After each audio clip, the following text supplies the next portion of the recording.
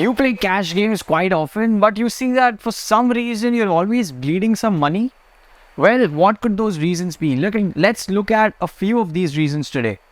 Point number one is you are c-betting too much out of position. What do I mean by that? Say you open a hand from UTG or UTG +1, and after that someone who is in position calls, maybe from the cutoff. On the flop now, example, it's a 8-5-3 mode, and now you decide to c-bet.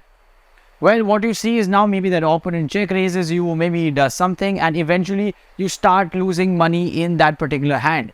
What is the strategy that you must apply? Well, you should make sure that you're c-betting in the right positions. What you have to understand is on this flop of 8-5-3, yes, you have an advantage when you have good hands like nines and all the way up to aces.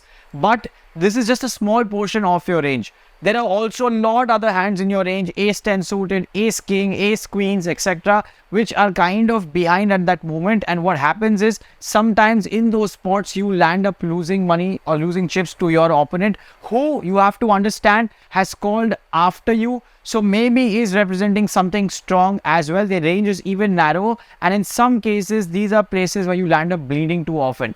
I will say yes, you have to c-bet, and I do it myself quite a bit, but you have to make sure that what you are trying to rep according to that particular board, if it's not hitting your range, maybe a check might be beneficial sometimes. A second reason for you bleeding away some chips might be you do not check raise often. That is so true, because so many times, imagine on a particular flop when you are dealt any cards, you kind of do not check raise. You are happy to just call to the opponent, and what you do in that situation is you let them realize the equity. They might be betting in with maybe top pair and a weak kicker, while you have top pair, top kicker, or you have a two pair, but you are not taking advantage and you're not trying to maximize in those positions and letting them realize equity. It's important to set up a balance in the kind of hands that you are check raising. For every flush draw, I will not check raise, but there are situations where you should check raise multiple times.